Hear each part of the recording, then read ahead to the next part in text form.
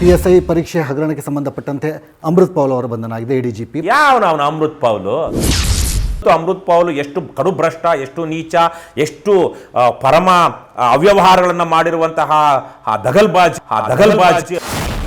ರವಿಕೃಷ್ಣ ರೆಡ್ಡಿ ಅವರ ಜಾತೀಯತೆ, ಮತೀಯವಾದ ಧ್ವನಿ ಎತ್ತಾ ಇಲ್ಲ ಎಂಬ ಆರೋಪ ಇದೆ. ಮತ್ತೊಮ್ಮೆ ನಾನು ಹೇಳ್ತೀನಿ, ನೇರವಾಗಿ ಪ್ರಾಮಾಣಿಕವಾಗಿರುವಂತಹ ನಾವು ಮಾಡ್ತಾ ಇರುವಂತಹ ಕೆಲಸವನ್ನ, ನಮ್ಮ ಬದ್ಧತೆಯನ್ನ, ನಮ್ಮ ಇತಿಹಾಸವನ್ನ, ನಮ್ಮ ಪಕ್ಷದ ಇತಿಹಾಸವನ್ನ, ನನ್ನ ಇತಿಹಾಸವನ್ನ ಗಮನಿಸಿಕೊಂಡು ಬಂದಿರುವಂತಹ ಪ್ರಾಮಾಣಿಕ ವ್ಯಕ್ತಿಗಳು ಯಾರು ಈ ಪ್ರಶ್ನೆಗಳನ್ನ ಕೇಳೋದಿಲ್ಲ. ಇದಕ್ಕೆ ಎಷ್ಟು ಕೇಸ್ ನಿಮ್ಮ ವಿರುದ್ಧ ಇದೆ? ನನ್ನ ವಿರುದ್ಧ ಈಗ 7-8 ಕೇಸ್ ಇದೆ. ACB ಅಂದರೆ ಭ್ರಷ್ಟಾಚಾರವನ್ನು ನಿರ್ಮೂಲನೆ ಮಾಡೋದಕ್ಕೆ, ಅಂಥವರನ್ನು ಹಿಡಿಯೋದಕ್ಕೆ ಇರುವಂಥ ಸಂಸ್ಥೆ. ತಮ್ಮ ಬಳಿ ಏನು ದಾಖಲೆ ಇದೆ? ಯಾವ ರೀತಿ ಭ್ರಷ್ಟಾಚಾರ ನಡೆಯುತ್ತೆ? ಹಾಗಾದ್ರೆ ACB ಅನ್ನುವಂಥದ್ದು ಹಲ್ಲಿಲ್ಲದ ಹಾವು. ACB ಅನ್ನುವಂಥದ್ದು ಹಲ್ಲಿಲ್ಲದ ಹಾವು. ಆವತ್ತಿನ ಪರಮಭ್ರಷ್ಟ ಮುಖ್ಯಮಂತ್ರಿ, ಜನದ್ರೋಹಿ ಮುಖ್ಯಮಂತ್ರಿ, ವಿಶ್ವಾಸದ್ರೋಹಿ ಮುಖ್ಯಮಂತ್ರಿ ಸಿದ್ದರಾಮಯ್ಯನವರು ಲೋಕಾಯುಕ್ತವನ್ನು ಸರ್ವನಾಶ ಮಾಡಿ ACBಯನ್ನು ರಚನೆ ಮಾಡಿದ್ರು. ಆವತ್ತಿಂದಾನೂ ನಾವು ಹೋರಾಟ ಮಾಡ್ತಾನೆ ಬರ್ತಿದ್ವಿ. ನಾನು ಲೋಕಾಯುಕ್ತಕ್ಕಾಗಲಿ, ಕೋರ್ಟ್ಗಾಗಲಿ, ಶಾಸಕಾಂಗಕ್ಕಾಗಲಿ ಅವರ ಗೌರವ ಘನತೆಯನ್ನು ಕಳೆಯುವಂತಹ ಮಾತಾಡಬಾರ್ದು ಅಂದ್ಕೊಂಡಿರುವಂಥ ವ್ಯಕ್ತಿ.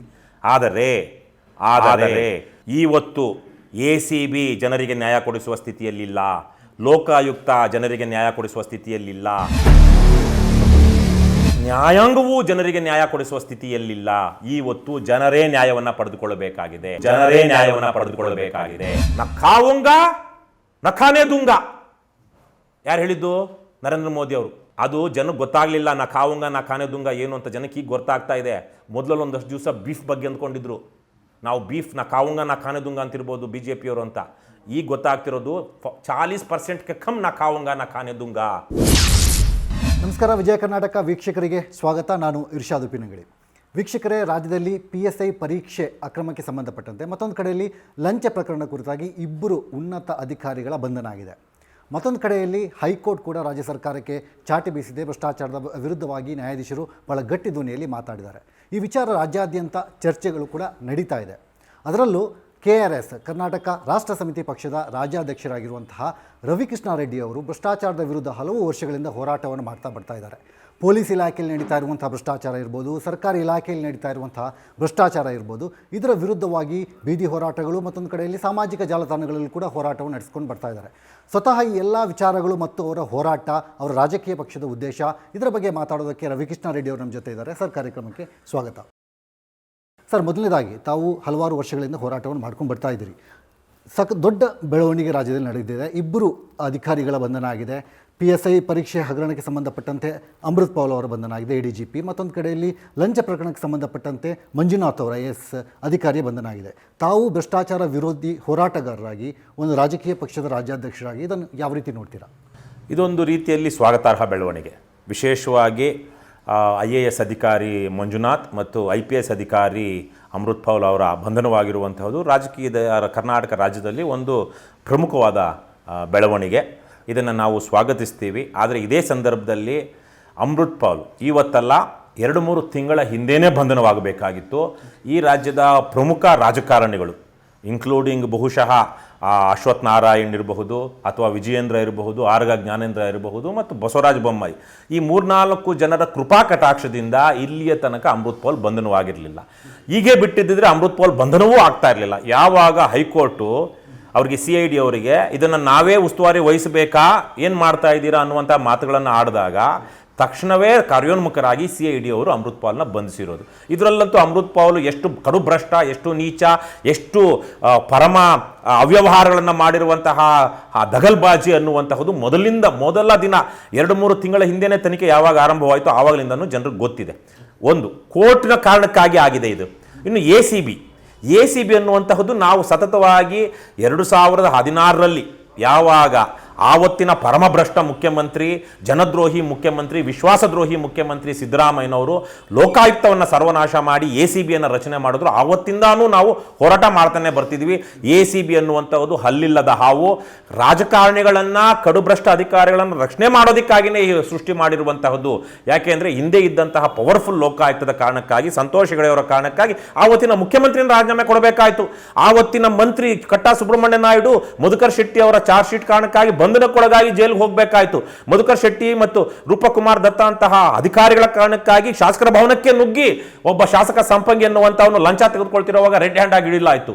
ಅಂತಹ ಲೋಕಾಯುಕ್ತ ಇರಬಾರದು ಅನ್ನುವಂಥ ಏಕೈಕ ಕಾರಣಕ್ಕಾಗಿ ಲೋಕಾಯುಕ್ತವನ್ನು ಸರ್ವನಾಶ ಮಾಡಿ ಸಿದ್ದರಾಮಯ್ಯನವರು ACB ಮಾಡಿದ್ದು. ಆವತ್ತಿನ ನಾವು ಸತತವಾಗಿ ಹೇಳ್ತಾ ಬರ್ತಾ ಇದ್ವಿ, ACB ಅನ್ನುವಂಥದ್ದು ಖಾಲಿ ವಿಲೇಜ್ ಅಕೌಂಟೆಂಟು. ACB ಬಗ್ಗೆ ಮಾತಾಡೋಣ. ಇಲ್ಲಿ ಬಹಳ ಮುಖ್ಯವಾಗಿರುವಂಥದ್ದು ಸರ್ಕಾರ ಹೇಳ್ತಾ ಇರುವಂಥದ್ದು, ಮುಖ್ಯಮಂತ್ರಿಗಳು ಹೇಳ್ತಾ ಇದ್ದಾರೆ, ನಾವು ನಮ್ಮ ಸರ್ಕಾರ ಪಾರದರ್ಶಕವಾಗಿ ತನಿಖೆ ನಡೆಸಿದೆ ಈ ಹಗರಣಕ್ಕೆ ಸಂಬಂಧಪಟ್ಟಂತೆ, PSI ಹಗರಣಕ್ಕೆ ಸಂಬಂಧಪಟ್ಟಂತೆ. ಆ ಕಾರಣಕ್ಕಾಗಿ ಅಮೃತ್ ಪೌಲ್ ಬಂಧನ ಆಗಿದೆ ಎಂಬುದನ್ನು ಅವರು ಸಮರ್ಥನೆ ಮಾಡ್ತಾ ಇರೋದು. ಜೊತೆಗೆ ನ್ಯಾಯಾಧೀಶರುಗಳು ಕೂಡ ಸಂದೇಶ್ ಅವರು ಬಹಳ ಮುಖ್ಯವಾದಂಥ ಒಂದು ಅಬ್ಸರ್ವೇಷನ್ ಮಾಡಿದ್ದಾರೆ. ಮತ್ತಲ್ಲಿ ವರ್ಗಾವಣೆಯ ಅವರಿಗೆ ಒತ್ತಡ ಬರ್ತಾ ಇದೆ, ಬೆದರಿಕೆ ಬರ್ತಾ ಇದೆ ಎಂಬ ಮಾತನ್ನು ಕೂಡ ಅವರು ಹೇಳಿದ್ದಾರೆ. ಸೊ ಇದನ್ನು ತಾವು ಹೇಗೆ ನೋಡ್ತೀರಿ? ಅನಿವಾರ್ಯ ಕಾರಣಗಳಿಂದಾಗಿ, ಅನಿವಾರ್ಯವಾದಂತಹ ಸಂದರ್ಭದಲ್ಲಿ PSI ಹಗರಣವನ್ನು CID ತನಿಖೆಗೆ ಒಪ್ಪಿಸಿದ್ದೇ ಹೊರತು ಇವತ್ತಿನ ಭ್ರಷ್ಟ ಬೊಮ್ಮಾಯಿ ಸರ್ಕಾರ ಜನಹಿತದ ದೃಷ್ಟಿಯಿಂದ ಅವ್ಯವಹಾರ ಭ್ರಷ್ಟಾಚಾರವನ್ನು ನಿಲ್ಲಿಸುವಂಥ, ಅಕ್ರಮಗಳನ್ನು ನಿಲ್ಲಿಸುವಂಥ ಕಾರಣಗಳಿಗಾಗಿ CID ತನಿಖೆಗೆ ಕೊಡಲಿಲ್ಲ. ಇದನ್ನು ನಾವು ಅರ್ಥ ಮಾಡ್ಕೊಳ್ಬೇಕು. ಸುಮಾರು 5-6 ತಿಂಗಳಿಂದ ಸಾವಿರಾರು ಜನ ವಿದ್ಯಾರ್ಥಿಗಳು ಹೋರಾಟವನ್ನು ಮಾಡ್ತಾ ಬರ್ತಾ ಇದ್ರು. PSI ಹಗರಣದಲ್ಲಿ ಅವ್ಯವಹಾರ ಆಗಿದೆ. ವಿಶೇಷವಾಗಿ ಕಲಬುರಗಿ ಮತ್ತು ಯಾದಗಿರಿ ಜಿಲ್ಲೆಯಲ್ಲಿ, ಅಫಜಲ್ಪುರದಲ್ಲಿ, ಆಳಂದದಲ್ಲಿ ಕೆಲವೊಂದೇ ಸೆಂಟರ್ಗಳಲ್ಲಿ ಪರೀಕ್ಷೆ ಬರೆದಿರುವಂಥವರು ಆಯ್ಕೆ ಆಗಿದ್ದಾರೆ, ಇಲ್ಲೇನೋ ಅವ್ಯವಹಾರ ಇದೆ ಅಂತೇಳಿ ಸತತವಾಗಿ ಹುಡುಗರು ಏನು ಕಷ್ಟಪಟ್ಟು ಪರೀಕ್ಷೆ ಬರೆದಿದ್ದಂಥವರು ಧ್ವನಿ ಎತ್ತನೇ ಬರ್ತಾ ಇದ್ರು. ವಿಶೇಷವಾಗಿ ಸಾಮಾಜಿಕ ಮಾಧ್ಯಮಗಳಲ್ಲಿ BJPಯ ಶಾಸಕರು ವಿಧಾನಸಭೆಯಲ್ಲಿ ಪ್ರಶ್ನೆ ಕೇಳ್ತಾರೆ, ಈ ಥರ PSI ಹಗರಣದಲ್ಲಿ ಅವ್ಯವಹಾರಗಳಾಗಿದೆಯಾ, ನಿಮ್ಮ ಗಮನಕ್ಕೆ ಬಂದಿದೆಯಾ ಅಂತ.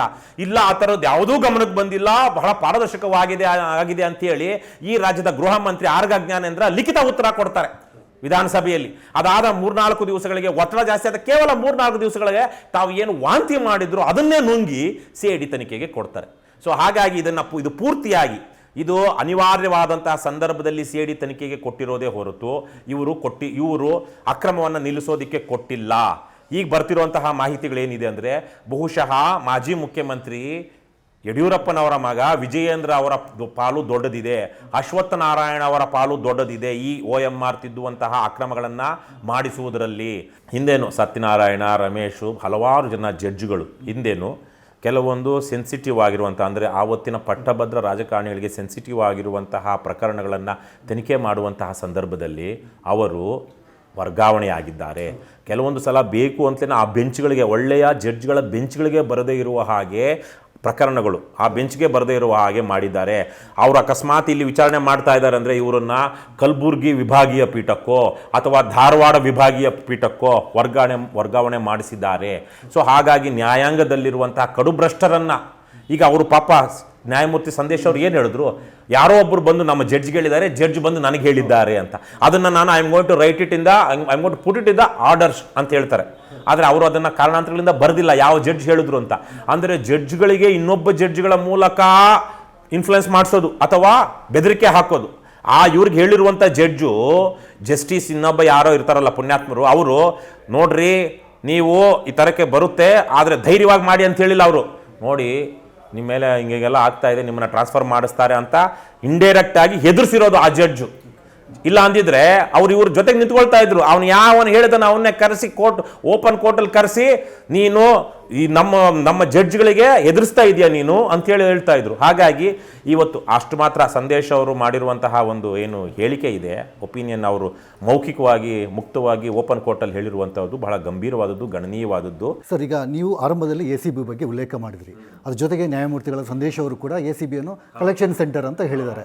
ಭಾಳ ಮುಖ್ಯವಾಗಿ ಇಲ್ಲಿ ಬರುವಂಥ ಪ್ರಶ್ನೆ, ACB ಅಂದರೆ ಭ್ರಷ್ಟಾಚಾರವನ್ನು ನಿರ್ಮೂಲನೆ ಮಾಡೋದಕ್ಕೆ, ಅಂಥವರನ್ನು ಹಿಡಿಯೋದಕ್ಕೆ ಇರುವಂಥ ಸಂಸ್ಥೆ. ಅಲ್ಲಿಯೇ ಭ್ರಷ್ಟಾಚಾರ ನಡೀತಾ ಇದೆ ಅಂದರೆ ಏನು ಪ್ರಮುಖವಾಗಿ ತಮ್ಮ ಬಳಿ ಏನು ದಾಖಲೆ ಇದೆ, ಯಾವ ರೀತಿ ಭ್ರಷ್ಟಾಚಾರ ನಡೆಯುತ್ತೆ? ಹಾಗಾದರೆ ಇಲ್ಲಿ 2-3 ರೀತಿಯ ಭ್ರಷ್ಟಾಚಾರ ನಡೆಯುತ್ತೆ. ಒಂದು, ನೇರವಾಗಿ ಯಾವುದೋ ಒಬ್ಬ ವ್ಯಕ್ತಿಯ ಬಗ್ಗೆ, ಈಗ ನಾನು ಒಬ್ಬ ನಾಗರಾಜ್ ಅನ್ನುವಂತಹ ಕಡು ಭ್ರಷ್ಟ ಇಂಜಿನಿಯರ್, ಚೀಫ್ ಇಂಜಿನಿಯರ್ ಆತ BBMPಲಿ ಸಕಲೇಶ್ಪುರಕ್ಕೆ ಹೋಗಿದ್ದಾಗ ನನಗೆ ಆತ ಬಹುಶಃ ಆ ನಾಗರಾಜು ಸಕಲೇಶ್ಪುರ ಭಾಗದಲ್ಲಿ ಏನೋ ರಿಲೇಷನ್ ಇರುವಂಥವ್ರು. ಬೆಂಗಳೂರಿನ BBMPಯ ವಾಹನಗಳನ್ನು, JCBಗಳನ್ನು, ಟ್ರ್ಯಾಕ್ಟರ್ಗಳನ್ನು, ಟಿಪ್ಪರ್ಗಳನ್ನು ತೆಗೆದುಕೊಂಡು ಹೋಗಿ ಅಲ್ಲಿ ಕೆಲಸ ಮಾಡಿಸ್ತಾ ಇದ್ದಾರೆ ತಮ್ಮ ತೋಟದಲ್ಲಿ ಅನ್ನುವಂತಹ ಮಾಹಿತಿಯನ್ನು ಸಕಲೇಶ್ಪುರ ಭಾಗದವರು ನಮಗೊಂದಷ್ಟು ಕೊಟ್ಟರು. ಒಂದಷ್ಟು ದಾಖಲೆಗಳನ್ನು ತಂದು ಕೊಟ್ಟರು ಆ ಮನುಷ್ಯ ಬೇನಾಮಿಯಾಗಿ ಮಾಡಿರುವ ಆಸ್ತಿಯ ಬಗ್ಗೆ. ನಾನು ಇದು ಹೇಳ್ತಿರೋದು 3-4 ವರ್ಷಗಳ ಹಿಂದೆ. ಅದನ್ನು ತೆಗೆದುಕೊಂಡು ಹೋಗಿ ನಾವು ACBಗೆ ಕೊಟ್ವಿ. ACBಗೆ ಕೊಟ್ಟು ಸ್ವಾಮಿ ಈ ಥರಕ್ಕೆ ಇವ್ರು ಡಿಸ್ಪ್ರಪೋರ್ಷನೇಟ್ ಅಸೆಟ್ಸ್, ಆದಾಯ ಮೀರಿದ ಆಸ್ತಿ ಪ್ರಕರಣದಲ್ಲಿ ಇವರನ್ನು ನೋಡಿ ಇಷ್ಟೆಲ್ಲ ದಾಖಲೆಗಳಿದೆ ಅಂತ. 3 ತಿಂಗಳಾಯಿತು, 4 ತಿಂಗಳಾಯಿತು, ಸದ್ದು ಇಲ್ಲ, ಗದ್ದಲ ಇಲ್ಲ, ಏನೂ ಆಗಿಲ್ಲ.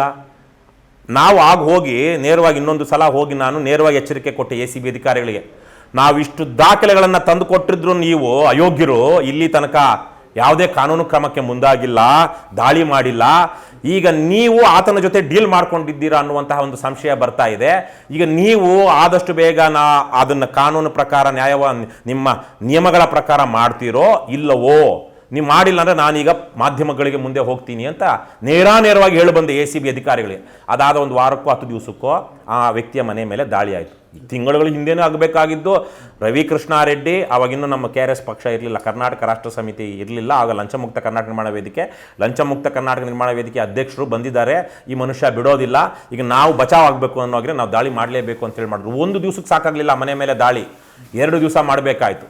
ಈ ತರಹದ್ದು ಡೀಲ್ ಮಾಡ್ಕೊಳ್ತಾರೆ. ಈ ತರಹಕ್ಕೆ ಯಾವುದಾದ್ರೂ ಅಧಿಕಾರಿಗಳ ವಿರುದ್ಧ ಆರೋಪಗಳು ಬಂದಾಗ, ಅವರು ಆದಾಯ ಮೀರಿದ ಆಸ್ತಿ ಮಾಡಿದ್ದಾರೆ ಅನ್ನುವಂಥ ದಾಖಲೆಗಳು ಸಿಕ್ಕಾಗ ACBಯಲ್ಲಿ ಈಗಲೂ ಸಹ ಒಂದಷ್ಟು ಕಡೆಗಳಲ್ಲಿ ಅಧಿಕಾರಿಗಳನ್ನ ಕರೆಸ್ಕೊಂಡು ಡೀಲ್ ಮಾಡ್ತಾ ಇದ್ದಾರೆ. ಅಲ್ಲ, ಇಡೀ ಸಂಸ್ಥೆನಾ ಅಥವಾ ಯಾರ ಸಂಸ್ಥೆ ಅಧಿಕಾರಿಗಳೇ. ಮೊದಲು ಲೋಕಾಯುಕ್ತದ ಹೆಸರಿನಲ್ಲಿ ಒಂದಷ್ಟು ಜನ, ಕೆಲವು ಪತ್ರಕರ್ತರು ಸೇರಿದಂತೆ ಒಂದಷ್ಟು ಗ್ಯಾಂಗು ನಮಗೆ ಗೊತ್ತಿದೆ. 2015-16ರಲ್ಲಿ ಏನಾಯಿತು, ಸೋನಿಯಾ ನಾರಂಗ್ ಅವರು ಪತ್ರ ಬರೆದ ಸಂದರ್ಭದಲ್ಲಿ ಏನೇನಾಯಿತು ಅಂತ. ಕೆಲವೊಂದು ಗ್ಯಾಂಗು RTI ಆಕ್ಟಿವಿಸ್ಟ್ಗಳ ಹೆಸರಿನಲ್ಲಿ, ಪತ್ರಕರ್ತರ ಹೆಸರಿನಲ್ಲಿ ಡೀಲ್ ಮಾಡ್ತಾ ಇದ್ರು, ಏನು ಎಕ್ಸ್ಟ್ರಾಷನ್ ಮಾಡ್ತಾ ಇದ್ರು, ಕಿಡ್ನಾಪ್ ಮಾಡ್ಕೊಂಡು ಹೋಗಿದ್ರು. ಅವನು ಹಂದಿಗುಂದ ಅನ್ನುವಂಥ ಒಬ್ಬ ಬೆಂಗಳೂರು ಉತ್ತರ ಅಪರ ತಾಲೂಕಿನ ತಹಸೀಲ್ದಾರನ್ನ ಕರ್ಕೊಂಡೋಗಿ ಕೊನೆಗೆ ಅವನ ಹತ್ರ ಅವನ ಹೆಂಡತಿ ಕಡೆನೋ ಯಾರ ಕಡೆನೋ ದುಡ್ಡು ತಗೊಂಡ ಮೇಲೆ ಅವನನ್ನು ಎಲ್ಲೋ ಒಂದು ಕಡೆ ಒದ್ದು ಹೊರಗೆ ಹಾಕಿ ಕಾರಿಂದ ಹೊರಗೆ ಕಳಿಸಿ ಸಿನಿಮಾದಲ್ಲಿ ಮಾಡ್ದಂಗೆ ಮಾಡಿ ಕಳಿಸಿದ್ರು ಹಂದಿಗುಂದ ಅನ್ನುವಂಥ ತಹಸೀಲ್ದಾರನ್ನ. ಯಾರು ಲೋಕಾಯುಕ್ತ ಹಿಂದೆ 2015-16ರಲ್ಲಿ. ಇವತ್ತು ACBಯಲ್ಲಿ ಅದೇ ತರಹದ ಅಧಿಕಾರಿಗಳು ಇದ್ದಾರೆ. ಹಾಗಾಗಿ ACB ಅನ್ನುವಂಥದ್ದು ಇವತ್ತು SDA FDAಗಳನ್ನು ಮಾತ್ರ ಅರೆಸ್ಟ್ ಮಾಡುವಂತಹ, ಟ್ರ್ಯಾಪ್ ಮಾಡುವಂಥ, ಅವರ ಮನೆಗಳ ಮೇಲೆ ದಾಳಿ ಮಾಡುವಂಥ ಕೆಲಸ ಮಾಡ್ತಾ ಇದೆಯೇ ಹೊರತು ಕರ್ನಾಟಕದ ACB ಇತಿಹಾಸದಲ್ಲಿ 5 ವರ್ಷದ ಇತಿಹಾಸದಲ್ಲಿ ಮೊನ್ನೆ EDಯ ಕಾರಣಕ್ಕಾಗಿ ರಾಜಕೀಯ ಪ್ರೇರಿತವಾಗಿ, I am going to say this on record, ಯಾರು ಜಮೀರ್ ಅಹ್ಮದ್ ಖಾನ್ ರಾಜಕೀಯ ಕಾರಣಕ್ಕಾಗಿ ದಾಳಿ ಮಾಡಿದ್ದಾರೆ ಹೊರತು ಅವರು ACBಯ ಕಾರ್ಯಕ್ಷಮತೆಯಿಂದಾಗಿ ಮಾಡಿಲ್ಲ. ಅವ್ರಿಗೆ ಯೋಗ್ಯತೆ ಇಲ್ಲ. ಒಬ್ಬ IAS ಈಗ ತಾನೇ 5-10 ವರ್ಷ ಸರ್ವಿಸ್ ಇರುವಂಥ IAS IPS ಆಫೀಸರ್ನು ಹಿಡಿಯುವಂತಹ, ಅವ್ರ ಮನೆ ಮೇಲೆ ದಾಳಿ ಮಾಡುವಂಥ ಯೋಗ್ಯತೆ ಇಲ್ಲದಿರುವಂಥವ್ರು ರಾತ್ರೋರಾತ್ರಿ ಹೋಗಿ ಒಬ್ಬ ರಾಜಕಾರಣಿಯ ಮನೆ ಮೇಲೆ ಹೇಗೆ ದಾಳಿ ಮಾಡ್ತಾರೆ? ಅವ್ರಿಗೆ ಆ ದಮ್ಮು ಅಂತೀವಲ್ಲ, ಎಲ್ಲಿಂದ ಬಂತು? ಅದು ರಾಜಕೀಯ ಪ್ರೇರಿತವಾಗಿರೋದು. ಸರ್, ಈಗ ಹೈಕೋರ್ಟ್ ನ್ಯಾಯಾಧೀಶರ ಅಭಿಪ್ರಾಯ ಮತ್ತು ಇಬ್ಬರು ಉನ್ನತ ಅಧಿಕಾರಿಗಳ ಬಂಧನ ಎಲ್ಲ ಒಂದು ಕಡೆ ದೊಡ್ಡ ಮಟ್ಟದಲ್ಲಿ ಚರ್ಚೆ ಆಗಬೇಕಾಗಿತ್ತು, ಆದರೆ ಆ ಚರ್ಚೆಗಳು ನಡೀತಾ ಇಲ್ಲ. ಬಟ್ ನೀವು ಒಂದು ಹೋರಾಟಗಾರರಾಗಿ, ಒಂದು ಪಕ್ಷದ ರಾಜ್ಯಾಧ್ಯಕ್ಷರಾಗಿ ಯಾವ ರೀತಿಯ ಜನಾಂದೋಲನ ಅಗತ್ಯ ಇದೆ ಈ ಭ್ರಷ್ಟಾಚಾರದ ವಿರುದ್ಧ?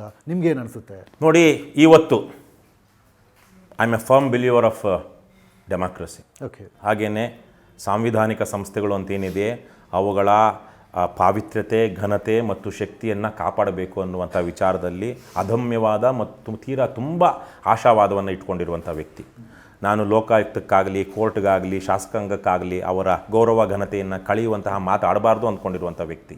ಆದರೆ ಇವತ್ತು ACB ಜನರಿಗೆ ನ್ಯಾಯ ಕೊಡಿಸುವ ಸ್ಥಿತಿಯಲ್ಲಿಲ್ಲ, ಲೋಕಾಯುಕ್ತ ಜನರಿಗೆ ನ್ಯಾಯ ಕೊಡಿಸುವ ಸ್ಥಿತಿಯಲ್ಲಿಲ್ಲ, ನ್ಯಾಯಾಂಗವೂ ಜನರಿಗೆ ನ್ಯಾಯ ಕೊಡಿಸುವ ಸ್ಥಿತಿಯಲ್ಲಿಲ್ಲ. ಇವತ್ತು ಜನರೇ ನ್ಯಾಯವನ್ನು ಪಡೆದುಕೊಳ್ಳಬೇಕಾಗಿದೆ. ಸಾಕ್ಷ್ಯಗಳನ್ನು, ಒಬ್ಬ ಭ್ರಷ್ಟ ಮಾಡ್ತಿರುವಂಥ ಕುಕೃತ್ಯಗಳನ್ನು, ಅಕ್ರಮಗಳನ್ನು ಸಾಕ್ಷ್ಯ ಸಮೇತವಾಗಿ ಹಿಡಿಯುವಂಥ ಕೆಲಸವನ್ನು ಇವತ್ತು ಜನರೇ ಮಾಡಬೇಕಾಗಿದೆ. ಹಾಗಾಗಿ ಇವತ್ತು ಜನರೇ ಒಬ್ಬ ಅಧಿಕಾರಿ ಭ್ರಷ್ಟನಾಗಿರುವಂಥವನು ಕಾನೂನು ಬಾಹಿರವಾಗಿ ಲಂಚ ಕೇಳ್ತಾನೋ, ಅಕ್ರಮ ಮಾಡೋದಕ್ಕೆ ಪಾಲು ಕೇಳ್ತಾನೋ, ಅದನ್ನು ನೇರವಾಗಿ ವಿಡಿಯೋ ಮಾಡುವಂತಹ, ಆಡಿಯೋ ವಿಡಿಯೋ ರೆಕಾರ್ಡ್ ಮಾಡುವಂಥ ಕೆಲಸವನ್ನು ಇವತ್ತು ಜನ ಮಾಡಬೇಕಾಗಿದೆ. ಅದನ್ನು ಇಟ್ಟು ಕೋರ್ಟಿನ ಮುಂದೆ ಇಟ್ಟು, ಅಥವಾ ಸಕ್ಷಮ ಪ್ರಾಧಿಕಾರ ಯಾವುದಿರುತ್ತೋ ಅದರ ಮುಂದೆ ಇಟ್ಟು ನಾವು ನ್ಯಾಯವನ್ನು ಪಡ್ಕೊಳ್ಬೇಕಾಗುತ್ತೆ. ಭ್ರಷ್ಟಾಚಾರ ನಿಗ್ರಹಕ್ಕಾಗಿ ಲೋಕಾಯುಕ್ತ ಇದೆ, ಅಥವಾ ಕರ್ತವ್ಯ ಲೋಪಕ್ಕಾಗಿ ಇವತ್ತು ವಿಚಾರವಾಗಿ ಲೋಕಾಯುಕ್ತ ಇದೆ, ಭ್ರಷ್ಟಾಚಾರದ ವಿರುದ್ಧವಾಗಿ ACB ಇದೆ, ಅವ್ರ ಕೆಲಸ ಅವ್ರು ಮಾಡ್ತಾರೆ. ಈ ನನ್ನ ಹತ್ರ ಇವನು ಲಂಚ ತೆಗೆದುಕೊಳ್ಳಬಹುದು, ಆದರೆ ಇವತ್ತಲ್ಲ ನಾಳೆ ACB ಅವರು ಹಿಡಿತಾರೆ ಅನ್ನುವಂಥ ಯಾವ ವಿಚಾರವನ್ನು ಜನರು ಮನಸ್ಸಲ್ಲಿ ಇಟ್ಕೊಳ್ಬಾರ್ದು. ಅದನ್ನು ತೆಗೆದುಹಾಕಿ, ACB ಇಲ್ಲ, ಲೋಕಾಯುಕ್ತ ಇಲ್ಲ, ರಾಜಕಾರಣಿಗಳು, ಶಾಸಕಾಂಗ ಪರಮಭ್ರಷ್ಟ ನೀಚವಾಗಿದೆ, ಕೋರ್ಟ್ಗಳು ಸಹ ನಮ್ಮ ಸಹಾಯಕ್ಕೆ ಬರೋದಿಲ್ಲ ಸಾಕ್ಷ್ಯಾಧಾರಗಳಿಲ್ಲದಂಥ ಸಂದರ್ಭದಲ್ಲಿ. ಹಾಗಾಗಿ ಯಾವನು ಲಂಚ ಕೇಳ್ತಾನೋ, ಭ್ರಷ್ಟಾಚಾರ ಮಾಡ್ತಾನೋ, ನನ್ನ ಗಮನಕ್ಕೆ ಬಂದಿದೆ ಅಂದಾಗ ನಾನೇನೇ ಸುಮೋಟೋ ಅಂದರೆ ಸ್ವಯಂ ಪ್ರೇರಿತವಾಗಿ ನಾನೇನೇ ಅದರ ವಿರುದ್ಧ ಹೋರಾಡಬೇಕು ಅನ್ನುವಂತಹ ಮನಸ್ಥಿತಿಯನ್ನು ರಾಜ್ಯ ಜನತೆ ಬೆಳೆಸ್ಕೊಳ್ಬೇಕು. ಆ ನಿಟ್ಟಿನಲ್ಲಿ ಇವತ್ತು ಆ ನಿಟ್ಟಿನಲ್ಲಿ ಇವತ್ತು ಕರ್ನಾಟಕ ರಾಷ್ಟ್ರ ಸಮಿತಿ ಪಕ್ಷ ಕಳೆದ 3-4 ವರ್ಷಗಳಿಂದ ಸತತವಾಗಿ ನಿರಂತರವಾಗಿ ಲೈವ್ ಮಾಡೋದ್ರ ಮೂಲಕ, ಪ್ರಶ್ನಿಸುವುದ್ರ ಮೂಲಕ, ಸೋಷಿಯಲ್ ಮೀಡಿಯಾವನ್ನು ಬಳಸ್ಕೊಳ್ಳೋದು ಹೇಗೆ, ಸ್ಮಾರ್ಟ್ಫೋನನ್ನು ನಾವು ನ್ಯಾಯಕ್ಕಾಗಿ ಬಳಸ್ಕೊಳ್ಳೋದು ಹೇಗೆ ಅನ್ನುವಂಥ ನಿರಂತರ ಕಾರ್ಯಕ್ರಮಗಳನ್ನು, ಅಭಿಯಾನಗಳನ್ನು ಮಾಡಿಕೊಂಡು ಬಂದ ಕಾರಣಕ್ಕಾಗಿ ಇವತ್ತು ರಾಜ್ಯದ ಮೂಲೆ ಮೂಲೆಯಲ್ಲಿ KRS ಪಕ್ಷದ ಸೈನಿಕರು ಎದ್ದು ನಿಂತಿದ್ದಾರೆ. ಸರ್, ಜೊತೆಗೆ ಈಗಾಗಲೇ ಸರ್ಕಾರದ ಅಧಿಕೃತವಾಗಿ ಈಗ ಭ್ರಷ್ಟಾಚಾರ ನಿರ್ಮೂಲನೆ ಮಾಡೋದಕ್ಕೆ ಕರ್ತವ್ಯ ಲೋಪವನ್ನು ಅದರ ವಿರುದ್ಧ ಚಾರ್ಜ್ ಮಾಡೋದಕ್ಕೆ ಲೋಕಾಯುಕ್ತ ಇರ್ಬೋದು ಅಥವಾ ACB ಇರ್ಬೋದು ಅಧಿಕೃತ ಸಂಸ್ಥೆಗಳಿದ್ದಾವೆ. ಒಂದು ಕಾಲದಲ್ಲಿ ಜನಲೋಕ್ಪಾಲ್ ಬಗ್ಗೆ ಕೂಡ ಚರ್ಚೆ ಆಯಿತು. ನೀವು ಕೂಡ ಅದನ್ನು ಉಲ್ಲೇಖ ಮಾಡಿದರೆ ಜನರೇ ಇದರ ಬಗ್ಗೆ ಧ್ವನಿ ಎತ್ತಬೇಕು ಅಂತ, ಆ ರೀತಿಯ ಹೋರಾಟಗಳು ನಡೀಬೇಕು. ಜನಲೋಕ್ಪಾಲ್ ದೊಡ್ಡ ಮಟ್ಟದಲ್ಲಿ ಚರ್ಚೆ ಆಗಿತ್ತು, ಆ ರೀತಿಯ ಒಂದು ಸಂಸ್ಥೆ ಬೇಕು ಅಂತ. ಸೊ ತಾವು ಏನು ಹೇಳ್ತೀರಿ, ಏನು ಪರಿಹಾರ? ಈ ರೀತಿಯ ಸಂಸ್ಥೆಯ ಅಗತ್ಯ ಇದೆಯಾ? ಜನರೇ ಧ್ವನಿ ಎತ್ತುವಂತಹ ಜನಲೋಕ್ಪಾಲ್ ರೀತಿಯ ಸಂಸ್ಥೆಗಳ ಅಗತ್ಯತೆ ಇವತ್ತಿನ ದಿನಗಳಲ್ಲಿ ಇದೆಯಾ ಅಂತ ಅನಿಸುತ್ತಾ? ಅಂಬೇಡ್ಕರ್ ಅವರು ಹಲವು ವರ್ಷಗಳ ಕೆಲಸದ ಕಾರಣಕ್ಕಾಗಿ ಅವರು ಮತ್ತು ಅವರ ತಂಡ ಬರೆದಂತಹ ಸಂವಿಧಾನವನ್ನು ದೇಶಕ್ಕೆ ಸಮರ್ಪಣೆ ಮಾಡುವಂಥ ಸಂದರ್ಭದಲ್ಲಿ ಒಂದು ಮಾತು ಹೇಳ್ತಾರೆ. ಅಂದರೆ ಸಂವಿಧಾನ ಎಷ್ಟೇ ಒಳ್ಳೆಯದಾಗಿದ್ದರೂ ಅದನ್ನು ನಿರ್ವಹಿಸುವಂಥ ಜನ ಕೆಟ್ಟವರಾಗಿದ್ದರೆ ಆ ಸಂವಿಧಾನದಿಂದ ಉಪಯೋಗ ಇಲ್ಲ.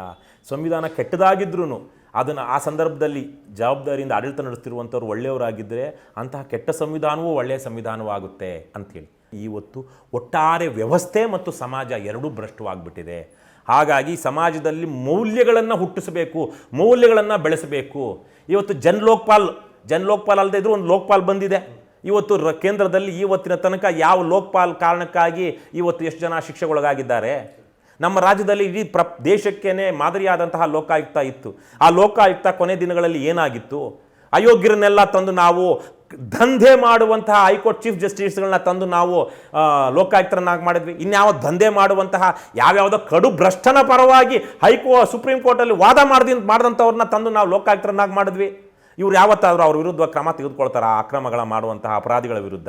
ಹಾಗಾಗಿ ಸಂಸ್ಥೆಗಳು ಶಾಶ್ವತವಲ್ಲ, ಮತ್ತು ಸಂಸ್ಥೆಗಳು ಎಲ್ಲ ಸಂದರ್ಭಗಳಲ್ಲೂ ನ್ಯಾಯ ಕೊಡುತ್ತೆ ಅಂತಿಲ್ಲ. ಆದರೆ ಸಾಂವಿಧಾನಿಕ ಸಂಸ್ಥೆಗಳು, ಪ್ರಜಾಪ್ರಭುತ್ವ, ಡೆಮೊಕ್ರೆಟಿಕ್ ಆರ್ಗನೈಸೇಷನ್, ಇನ್ಸ್ಟಿಟ್ಯೂಷನ್ಸ್ ಏನು ಹೇಳ್ತಾರೆ ಅವಿರಬೇಕು. ಬಟ್ ಅದಕ್ಕೆ ಇನ್ನಷ್ಟು ಬಲ ತುಂಬಿದ್ರೆ ಅನುಕೂಲ ಆಗೋದಿಲ್ಲ. ಬಲ ತುಂಬುತ್ತೆ. ಯಾವಾಗ? ಯಾರು ತುಂಬುವಂಥವ್ರು? ಇವತ್ತಿರುವಂಥ ಮಂತ್ರಿಗಳು, ಮುಖ್ಯಮಂತ್ರಿಗಳು, ಹಿಂದೆ ಆದಂಥ ಮಾಜಿ ಮಂತ್ರಿಗಳು, ಮುಖ್ಯಮಂತ್ರಿಗಳು ಬಲ ತುಂಬುತ್ತಾರಾ? ಯಾವ ಕಾರಣಕ್ಕಾಗಿ ಲೋಕಾಯುಕ್ತವನ್ನು ಸಿದ್ದರಾಮಯ್ಯ ಸರ್ವನಾಶ ಮಾಡಿದ್ದು? ಮುಂದೆ ಇದು ತನಗೆ ಅಪಾಯವಾಗಬಾರದು ಅನ್ನುವ ಕಾರಣಕ್ಕಾಗಿ 2018ರಲ್ಲಿ BJP ಪಕ್ಷ ಒಂದು ಪ್ರಣಾಳಿಕೆಯನ್ನು ಹೊರಡಿಸ್ತು. ಆ ಪ್ರಣಾಳಿಕೆಯಲ್ಲಿ ಪ್ರಪ್ರಥಮ ಅಂಶ ಯಾವುದು? ನಾವು ACBಯನ್ನು ರದ್ದು ಮಾಡಿ within 24 hours of our government coming into power, ನಮ್ಮ ಮೊದಲ ಕ್ಯಾಬಿನೆಟ್ ಮೀಟಿಂಗ್ನಲ್ಲಿಯೇ ನಾವು ACBಯನ್ನು ರದ್ದು ಮಾಡಿ ಲೋಕಾಯುಕ್ತವನ್ನು ಬಲಪಡಿಸ್ತೀವಿ ಅಂತೇಳಿ. ನಖಾನೇ ದುಂಗ ಯಾರು ಹೇಳಿದ್ದು? ನರೇಂದ್ರ ಮೋದಿ ಅವರು, ಆ ಪಕ್ಷದವರು ಏನು ಹೇಳಿದ್ರು? ಕರ್ನಾಟಕದಲ್ಲಿ ಲೋಕಾಯುಕ್ತವನ್ನು ನಾವು ಬಲಗೊಳಿಸ್ತೀವಿ, ACB ರದ್ದು ಮಾಡ್ತೀವಿ ಅಂತ. ಅದು ಜನಕ್ಕೆ ಗೊತ್ತಾಗಲಿಲ್ಲ. ನಖಾನೆ ದುಂಗ ಏನು ಅಂತ ಜನಕ್ಕೆ ಈಗ ಗೊತ್ತಾಗ್ತಾ ಇದೆ. ಮೊದಲಲ್ಲಿ ಒಂದಷ್ಟು ದಿವಸ ಬೀಫ್ ಬಗ್ಗೆ ಅಂದ್ಕೊಂಡಿದ್ರು. ನಾವು ಬೀಫ್ ನಖಾನೆ ದುಂಗ ಅಂತಿರ್ಬೋದು BJPಯವರು ಅಂತ. ಈಗ ಗೊತ್ತಾಗ್ತಿರೋದು 40% ಕಮ್ ನಖಾನೆ ದುಂಗ. ಓಕೆ ಸರ್, ಇದರ ಹೊರತಾಗಿ ತಮ್ಮ ಹೋರಾಟದ ಬಗ್ಗೆ ಮಾತಾಡೋದಾದರೆ, ತಾವು ವಿದೇಶದಲ್ಲಿದ್ದಂಥವರು, ಅಮೆರಿಕದಲ್ಲಿದ್ದಿರಿ, ಸಾಫ್ಟ್ವೇರ್ ಕಂಪನಿಯಲ್ಲಿ ಕೂಡ ಇದ್ರಿ, ಕೈ ತುಂಬ ಆದಾಯ ಕೂಡ ಇತ್ತು. ಸೊ ಈ ಎಲ್ಲ ಇದನ್ನು ಹೊರತಾಗಿ ಒಂದು ಕಂಫರ್ಟ್ ಝೋನನ್ನು ಬಿಟ್ಟು ತಾವು ಈ ಹೋರಾಟದ ಮಾರ್ಗವನ್ನು ಆಯ್ಕೆ ಮಾಡ್ಕೊಂಡಿರೋದು ಏನು ಉದ್ದೇಶ ಮತ್ತು ಯಾವ ರೀತಿಯ ಅದ್ರ ಬಗ್ಗೆ ವಿವರಣೆ ಕೊಡ್ಬೋದಾ? ನಾನು ಚಿಕ್ಕಂದಿನಿಂದನೂ ಸಮಾಜವನ್ನು ಒಂದು ರೀತಿಯಲ್ಲಿ ಹತ್ತಿರದಿಂದ ಸಾಂಸ್ಕೃತಿಕವಾಗಿ, ಸಾಮಾಜಿಕವಾಗಿ, ಸಾಹಿತ್ಯಿಕವಾಗಿ ಸಮಾಜವನ್ನು ಅಭ್ಯಸಿಸ್ತಾ ಬರ್ತಾ ಇದ್ದಂಥವನು. ನಮ್ಮ ಕೌಟುಂಬಿಕ ವಾತಾವರಣ ಮತ್ತು ನಮ್ಮ ಊರಿನ ಗ್ರಾಮದ ವಾತಾವರಣ ಹಾಗೆ ಇತ್ತು. ಕನ್ನಡ ಮೀಡಿಯಮಲ್ಲಿ ಓದ್ತಾ ಇದ್ದೆ, ಸಾಕಷ್ಟು ಚರಿತ್ರೆ ಮತ್ತು ಪುರಾಣಗಳನ್ನು ಓದ್ತಾ ಇದ್ದೆ. ಹಾಗಾಗಿಯೇ ಒಂದಷ್ಟು ಮೌಲ್ಯಗಳು ಬೆಳೀತಾ ಬರ್ತಿತ್ತು. ಮತ್ತು ನಾನು ಬಹುತೇಕವಾಗಿ ಸರ್ಕಾರಿ ಶಾಲೆ ಕಾಲೇಜುಗಳಲ್ಲೇ ಓದಿದಂಥವನು. ನಮ್ಮ ಮನೆ ನಮ್ಮಪ್ಪ ಅವರು ಸಹ ಸರ್ಕಾರಿ ನೌಕರರಾಗಿದ್ದವರು. ಒಟ್ಟಾರೆ ಸಮಾಜ ಸರಿ ಹೋಗಬೇಕು, ಸಮಾಜ ಸರಿ ಹೋಗ್ಬೇಕು ಅನ್ನೋದು ಆವತ್ತು ನಮ್ಮ ಇದರಲ್ಲಿ ಸಮಾಜ ಸರಿಯಾಗಿ ಇತ್ತು. ನಾವು ಚಿಕ್ಕವರಾಗಿದ್ದಾಗ ಇಷ್ಟು ನೀತಿಗೆಟ್ಟ ಭ್ರಷ್ಟರ ಸಮಾಜ ಆಗಿರಲಿಲ್ಲ. ಆದರೆ ಈಗೆಲ್ಲ ಇದ್ದಾಗ ಸಮಾಜ ಕೆಡುತ್ತಿರುವಂಥ ಸಂದರ್ಭದಲ್ಲಿ ನಮ್ಮ ಮುಂದಿನ ತಲೆಮಾರುಗಳ ಭವಿಷ್ಯಕ್ಕಾಗಿ ನಾವು ಇದನ್ನು ಸರಿಪಡಿಸಬೇಕು, ಕೆಡ್ತಾ ಇರೋದನ್ನು ನಿಲ್ಲಿಸಬೇಕು ಅನ್ನುವಂಥ ಕಾರಣಕ್ಕಾಗಿ ನಾನು ಸತತವಾಗಿ ನಿರಂತರವಾಗಿ 2000 ಇಸ್ವಿಯಿಂದ 2001ರಿಂದನೂ ನಾನು ಅಮೆರಿಕಕ್ಕೆ ಹೋದ ಸಂದರ್ಭದಿಂದನೂ ರಾಜ್ಯದ ಸಾಮಾಜಿಕ, ಆರ್ಥಿಕ, ರಾಜಕೀಯ ವಿಚಾರಗಳ ಬಗ್ಗೆ, ಸಾಂಸ್ಕೃತಿಕ ವಿಚಾರಗಳ ಬಗ್ಗೆ ನಾನು ಲೇಖನಗಳನ್ನು ಬರೀತಾ ಹೋಗ್ತಿದ್ದಾಗ ಇಲ್ಲಿ ಅಂತಿಮವಾಗಿ ನನಗನ್ನಿಸಿದ್ದು, ರಾಜಕಾರಣ ಬದಲಾಗದೆ, ಒಳ್ಳೆಯ ಜನ ರಾಜಕೀಯಕ್ಕೆ ಬರದೆ ನಮ್ಮ ವ್ಯವಸ್ಥೆ ಸರಿ ಹೋಗೋದಿಲ್ಲ. ಹಾಗಾಗಿನೇ ನಾನು ರಾಜಕೀಯ ಬದಲಾಗಬೇಕು ಅಂತಲೇ ಮೊದಲಿಂದನೂ ಹೇಳ್ತಾ ಬರ್ತಾ ಇದ್ದೆ. ಆ ಕಾರಣಕ್ಕಾಗಿ ನಾನು ಬೇರೆ ಬೇರೆ ಪಕ್ಷಗಳಲ್ಲಿ ಮೊದಲು ಲೋಕಸತ್ತಾ ಅನ್ನುವಂಥ ಪಕ್ಷವನ್ನು ಸೇರಿದೆ, ಅದಾದ ನಂತರ ಆಮ್ ಆದ್ಮಿ ಪಕ್ಷದಲ್ಲಿದ್ದೆ. ಅವೆಲ್ಲ ಅದಾದಮೇಲೆ ಅಲ್ಲಿ ಬೇರೆ ಬೇರೆ ಕಾರಣದಿಂದಾಗಿ ಬಿಟ್ಟು ಈಗ ನಾವು 3 ವರ್ಷಗಳಿಂದ ಕರ್ನಾಟಕ ರಾಷ್ಟ್ರ ಸಮಿತಿ ಪಕ್ಷ ಸ್ಥಾಪನೆ ಮಾಡಿ ರಾಜ್ಯಾದ್ಯಂತ ಸೈನಿಕರನ್ನು ಹುಟ್ಟಾಕಿದ್ದೀವಿ. Today we have raised an army. ತಾವು ಹೇಳಿದಂಗೆ ಲೋಕಸತ್ತಾ ಮತ್ತು ಆಮ್ ಆದ್ಮಿ ಪಕ್ಷದಲ್ಲಿ ಕೂಡ ಇದ್ರಿ. ಆಮ್ ಆದ್ಮಿ ಪಕ್ಷ ಕೂಡ ಭ್ರಷ್ಟಾಚಾರದ ವಿರುದ್ಧ ಭಾಳ ಗಟ್ಟಿ ಧ್ವನಿಯಲ್ಲಿ ಮಾತಾಡುತ್ತೆ ಮತ್ತು ಅಜೆಂಡಾವಾಗಿ ಭ್ರಷ್ಟಾಚಾರದ ವಿರುದ್ಧ ಧ್ವನಿ ಎತ್ತಾ ಬರ್ತಾ ಇದೆ. ತಾವು ಆ ಪಕ್ಷವನ್ನು ತೊರೆಯೋದಕ್ಕೆ ಏನು ಕಾರಣ, ಪರ್ಟಿಕ್ಯುಲರ್ ಏನಾದರೂ ಕಾರಣ ಇದೆಯಾ? ನೋಡಿ, ಆಮ್ ಆದ್ಮಿ ಪಕ್ಷ ಹೌದು ಭ್ರಷ್ಟಾಚಾರದ ವಿರುದ್ಧ ಹೋರಾಡ್ತಾ ಇದೆ. ಎಲ್ಲಿ? ದೆಹಲಿಯಲ್ಲಿ ಮತ್ತು ಈಗ ಪಂಜಾಬ್ನಲ್ಲಿ. ಮಿಕ್ಕಿದ ಕಡೆಗಳಲ್ಲಿ ಯಾಕಿಲ್ಲ? ಒಂದು ಕಾಲದಲ್ಲಿ ದೇಶಾದ್ಯಂತ 300-400 ಜನ MP ಅಭ್ಯರ್ಥಿಗಳನ್ನು ನಿಲ್ಲಿಸಿದ್ರು, ಕರ್ನಾಟಕದಲ್ಲೂ ನಿಲ್ಲಿಸಿದ್ರು. ಕರ್ನಾಟಕದಲ್ಲಿ ನಾನು ಸಹ ಚುನಾವಣೆಗೆ ನಿಂತಿದ್ದೆ. 17,000 ವೋಟ್ ಬಂದಿತ್ತು ನನಗೆ. 28 ಕ್ಷೇತ್ರಗಳಲ್ಲಿ MP ಎಲೆಕ್ಷನಲ್ಲಿ ನಿಂತಿದ್ದರು. ಏನಾಯಿತು? ಇಲ್ಲಿ ಕೆಲವೊಂದು ಸಂದರ್ಭಗಳಲ್ಲಿ ಸ್ಥಳೀಯ ನಾಯಕತ್ವ ಮತ್ತು ಕರ್ನಾಟಕದಲ್ಲಿ ಪಕ್ಷವನ್ನು ಬೆಳೆಸೋದ್ರ ಬಗ್ಗೆ ಅಲ್ಲಿ ಹೈಕಮಾಂಡ್ಗೆ ಇದ್ದಂತಹ ನಿರಾಸಕ್ತಿ, ಇವೆಲ್ಲದ ಕಾರಣಗಳಿಂದಾಗಿ ನಾವು ಕೇವಲ ಆಮ್ ಆದ್ಮಿ ಪಕ್ಷ ಒಂದೇ ಇಲ್ಲಿ ಕೆಲಸ ಮಾಡೋದಕ್ಕಾಗೋದಿಲ್ಲ. ಸಮಾನ ಮನಸ್ಕ ಪಕ್ಷಗಳ ಜೊತೆಗೂಡಿ ನಾವು ಹೋಗಬೇಕು. ಸಮಾನ ಮನಸ್ಕ ಸಂಘಟನೆಗಳ ಜೊತೆಗೂಡಿ ನಾವು ಇಲ್ಲಿ 2018ರಲ್ಲಿ ಚುನಾವಣೆಯನ್ನು ಎದುರಿಸಬೇಕು ಅಂತೇಳಿ ನಾನು 2016ರಲ್ಲಿ ಯೋಚನೆ ಮಾಡಿ ಒಂದಷ್ಟು ಸಮಾನ ಮನಸ್ಕ ವ್ಯಕ್ತಿಗಳ ಜೊತೆ ಒಡನಾಡ್ತಾ ಮಾಡ್ತಿದ್ದಾಗ ನನ್ನನ್ನು ಆಮ್ ಆದ್ಮಿ ಪಕ್ಷದಲ್ಲಿ ಬದಿಗೆ ಸರಿಸುವಂತಹ ಕೆಲಸಗಳು ಒಂದಷ್ಟು ನಡೆಯಿತು. ನಾನು ಅಲ್ಲಿ ಒಂದು 10-12 ಜನ ಉಪಾಧ್ಯಕ್ಷರಿದ್ದರು. ಒಬ್ಬರು ಅಧ್ಯಕ್ಷರಿದ್ದರು, ಅದ್ರ ಜೊತೆಗೆ ಒಂದು ಉಪಾಧ್ಯಕ್ಷರು ಒಂದು 10-12 ಜನ ಇದ್ದರು. ಅದರಲ್ಲಿ ನಾನು ಒಬ್ಬ ಉಪಾಧ್ಯಕ್ಷ. ಆದರೆ ಇಡೀ ರಾಜ್ಯಕ್ಕೆ ಆಮ್ ಆದ್ಮಿ ಪಾರ್ಟಿ ಅಂದರೆ ಅದು ರವಿಕೃಷ್ಣಾರೆಡ್ಡಿ ಅವರೇ ಮುಖಂಡರು ಅನ್ನುವಂಥ ಬಹಳ ಜನಕ್ಕೆ ಅಂದ್ಕೊಂಡ್ಬಿಟ್ಟಿದ್ದಾರೆ ನಾನು ಅಲ್ಲಿ ಅಧ್ಯಕ್ಷನಾಗಿದ್ದೆ ಅಂತ. ಇಲ್ಲ, ನಾನು ಯಾವತ್ತೂ ಅಲ್ಲಿ ಅಧ್ಯಕ್ಷನಾಗಿರಲಿಲ್ಲ. ಅಧ್ಯಕ್ಷರು ಬೇರೆಯವರೇ ಇದ್ದರು. ಅವರ ಕೆಳಗಡೆ ನಾನು 3 ವರ್ಷ ಕೆಲಸ ಮಾಡಿದೆ, 2.5 ವರ್ಷ. ಅದರಲ್ಲೂ ನಾನೊಬ್ಬನೇ ಅಲ್ಲ, ನನ್ನ ತರಕ್ಕೆ 10-12 ಜನ ಇದ್ದರು. ಆದರೆ ಎಲ್ಲರಿಗಿಂತ ಜಾಸ್ತಿ ನನ್ನ ಬಗ್ಗೆ ಜನಕ್ಕೆ ಗೊತ್ತಾಗ್ತಿತ್ತು. ಯಾಕಂದರೆ ನಾನು ಆ ರೀತಿಯಲ್ಲಿ ಕೆಲಸ ಮಾಡ್ತಾ ಇದ್ದೆ. ಆಮ್ ಆದ್ಮಿ ಪಕ್ಷ ಹುಟ್ಟೋದಕ್ಕೆ ಮೊದಲೇ, ಅದು ಹುಟ್ಟೋದಕ್ಕೆ 4-5 ವರ್ಷದ ಮೊದಲೇ ನಾನು ಕರ್ನಾಟಕದಲ್ಲಿ ಚುನಾವಣೆಯನ್ನು ಎದುರಿಸಿದ್ದೆ 2008ರಲ್ಲಿ ಅಮೆರಿಕದಿಂದ ಬಂದು, ಮೌಲ್ಯಾಗ್ರಹ ಅಂತ. ಸೊ ಹಾಗಾಗಿ ನಾವಲ್ಲಿ ಬೇರೆ ಬೇರೆಯವರೆಲ್ಲ ಸೇರಿ ಮಾಡಬೇಕು ಅನ್ನೋವಾಗ ನನಗೆ ಪಕ್ಷದಿಂದ ಜವಾಬ್ದಾರಿಯಿಂದ ನನ್ನನ್ನು ಕಿತ್ತಾಕಿ ನನ್ನ ಪಕ್ಷದಲ್ಲಿ ನೀನು ಇದ್ದರೆ ಇರಬಹುದು, ಇಲ್ಲದಿದ್ದರೆ ಇರಬಾರ್ದು ಅನ್ನುವ ರೀತಿಯಲ್ಲೇ ಹೇಳ್ತಾ ಇದ್ರು. ಪಕ್ಷದಿಂದ ಸಸ್ಪೆಂಡ್ ಮಾಡಲಿಲ್ಲ. ಸೊ ನಾನು 3-4 ತಿಂಗಳು ಇದ್ದು ಅಲ್ಲಿ ನೋಡಿದೆ. ನಾನು ಪದೇ ಪಕ್ಷವನ್ನು ಬದಲಾಯಿಸೋದ್ರಲ್ಲಿ ನನಗೇನು ಆಸಕ್ತಿ ಇಲ್ಲ, ಅಥವಾ ಆ ಥರದ ನಾನು ಅಧಿಕಾರಕ್ಕಾಗಿ ಅಂಟ್ಕೊಳ್ಳುವಂಥ, ಅಧಿಕಾರದ ಹಿಂದೆ ಹೋಗುವಂಥ ವ್ಯಕ್ತಿ ಅಲ್ಲ ನಾನು. ಈಗಾಗಲೇ ನೀವು ಹೇಳಿದ್ರಿ, ಸಾಕಷ್ಟು ಆದಾಯ ಇತ್ತು, ಬೇರೆ ಇತ್ತು, ಕಂಫರ್ಟ್ ಝೋನಿಂದ. ಅವೆಲ್ಲವನ್ನು ಬಿಟ್ಟು ಇವತ್ತು ಒಬ್ಬ ಸನ್ಯಾಸಿ ಥರಕ್ಕೆ, ಬೈರಾಗಿ ಥರಕ್ಕೆ ನಾವು ಯಾಕೆ ಇವತ್ತು ಸಮಾಜವನ್ನು ಕಟ್ಟಬೇಕು ಅಂತ ಓಡಾಡ್ತಾ ಇದ್ದೀವಿ. ಆ ಮನಸ್ಥಿತಿಯಿಂದಾಗಿ ನಾನು ಅಲ್ಲಿದ್ದೆ, ಅಲ್ಲಿ ಬಿಡಲಿಲ್ಲ. ಆದರೆ ಅಲ್ಲಿದ್ದರೆ ನಾನು ಏನು ಮಾಡಬೇಕು ಅಂದ್ಕೊಂಡಿದ್ದನ್ನು ನಾನು ವೈಯಕ್ತಿಕವಾಗಿ ಮಾಡೋದೂ ಮಾಡೋಕ್ಕಾಗೋದಿಲ್ಲ. ಇದು ಪಕ್ಷ ಅಂತೂ ಏನೂ ಮಾಡ್ತಾ ಇಲ್ಲ, ನಾನು ಮಾಡೋದಕ್ಕಾಗೋದಿಲ್ಲ ಅನ್ನುವಂಥ ಸಂದರ್ಭದಲ್ಲಿ ರಾಜೀನಾಮೆ ಕೊಟ್ಟು ಹೊರಗೆ ಬಂದೆ. ಸರ್, ಈಗ ಭ್ರಷ್ಟಾಚಾರ ಅಂದರೆ ಕೇವಲ ಹಣದ ವ್ಯವಹಾರ ಅಂತ ಮಾತ್ರ ಚರ್ಚೆ ಆಗ್ತಾ ಇರೋದು. ಭ್ರಷ್ಟಾಚಾರ ಅಂದರೆ ಬೇರೆ ರೀತಿ ಇದಾವೆ. ಸೈದ್ಧಾಂತಿಕ ಭ್ರಷ್ಟಾಚಾರ ಇರ್ಬೋದು, ಧರ್ಮ, ಜಾತಿ ಎಲ್ಲವೂ ಭ್ರಷ್ಟಾಚಾರ ವ್ಯಾಪ್ತಿಯಲ್ಲಿ ಬರುತ್ತೆ. ಆ ರೀತಿಯ ಭ್ರಷ್ಟಾಚಾರಗಳ ಬಗ್ಗೆ ರವಿಕೃಷ್ಣಾರೆಡ್ಡಿ ಅವರು ಹೆಚ್ಚಾಗಿ ಧ್ವನಿ ಎತ್ತಾ ಇಲ್ಲ. ಕೇವಲ ಹಣದ ಅವ್ಯವಹಾರ ಇರ್ಬೋದು, ಸರ್ಕಾರಿ ಇಲಾಖೆಯಲ್ಲಿ ನಡೀತಾ ಇರುವಂಥ ಅವ್ಯವಹಾರಗಳಿರ್ಬೋದು, ಇದರ ಬಗ್ಗೆ ಮಾತ್ರ ಮಾತಾಡ್ತಾರೆ. ಜಾತೀಯತೆ, ಮತೀಯವಾದ ಆ ರೀತಿಯ ಬಗ್ಗೆ ಧ್ವನಿ ಎತ್ತಾ ಇಲ್ಲ ಎಂಬ ಆರೋಪ ಇದೆ. ನೋಡಿ, ಜಾತೀಯತೆ ಮತ್ತು ಮತೀಯವಾದ ಇವಾಗ ಗಮನಿಸಬೇಕು ನಾವು. ಇವು ಮುಖ್ಯವಾಗೋದು ಚುನಾವಣಾ ಸಂದರ್ಭದಲ್ಲಿ ಮಾತ್ರ. ಬಹುತೇಕವಾಗಿ ಇದು ಚುನಾವಣೆಗಾಗಿಯೇ ಸೃಷ್ಟಿಸಲ್ಪಡುವಂತಹ ವಿವಾದಗಳು, ವಿಚಾರಗಳು. ಇವತ್ತು ಜಾತೀಯತೆ ತಪ್ಪು, ಕೋಮುವಾದ ಮಾಡುವ ಹಾಗಿಲ್ಲ. ಜಾತಿವಾದ, ಕೋಮುವಾದ ಮಾಡುವಂಥವರ ವಿರುದ್ಧವಾಗಿ ನಾವು ಯಾವೆಲ್ಲ ರೀತಿಯಲ್ಲಿ ದೂರು ದಾಖಲಿಸಿ ನ್ಯಾಯ ಪಡೆದುಕೊಳ್ಳಬಹುದು ಅನ್ನೋದಕ್ಕೆ ಕಾನೂನುಗಳಿವೆ, ಕಾಯ್ದೆಗಳಿವೆ, ಹಕ್ಕುಗಳಿವೆ. ಸೊ ಅದನ್ನು ಬಳಸಿ ನಾವು ಹೋರಾಟ ಮಾಡಬೇಕು. ಪ್ರತಿ ದಿವಸವೂ ಈಗ ಎಷ್ಟೋ ಕಡೆಗಳಲ್ಲಿ ಜಾತಿವಾದ, ಕೋಮುವಾದ ವಿಚಾರವೇ ಅಲ್ಲ ಊರುಗಳಲ್ಲಿ. ಭಾರತದ ಒಬ್ಬರು, ಅವ್ರ ಹೆಸರೇನೋ ನನಗೆ ಮರ್ತೋಯ್ತು, ಬಂಗಾಲದ ಬಹಳ ದೊಡ್ಡ ಇಂಟೆಲೆಕ್ಚುಯಲ್ಲು, ಬಾಯಲ್ಲಿಯೇ ಇದೆ. ನಾನು ಅವ್ರು ಅಮೇರಿಕಕ್ಕೆ ಬಂದಾಗ ನಾನು ಹೋಗಿ ಅವರ ಭಾಷಣವನ್ನು ಕೇಳಿದೆ. 96% ಕೋಮು ಗಲಭೆಗಳು ಭಾರತದಲ್ಲಿ ನಗರಗಳಲ್ಲಿ ಆಗಿದೆ. ಇಡೀ ಭಾರತವೇ ಹಳ್ಳಿಗಳ ದೇಶ. ಹಳ್ಳಿಗಳ ದೇಶದಲ್ಲಿ ಕೋಮು ಗಲಭೆಗಳು ಎಲ್ಲಾಗಿದೆ? ನಗರಗಳಲ್ಲಾಗಿದೆ. ಆದರೆ ಬಹುತೇಕ ಗ್ರಾಮೀಣ ಭಾಗದಲ್ಲಿ ಕೋಮು ಗಲಭೆಗಳೇ ಆಗುತ್ತೆ. ಬಟ್ ಇವಾಗ ಪಸರಿಸ್ತಾ ಇದೆಯಲ್ಲ, ಈಗಿದೆ ಇಲ್ಲಿ ತನಕದ್ದು ಹೇಳ್ತಾ ಇರೋದು ನಾನು.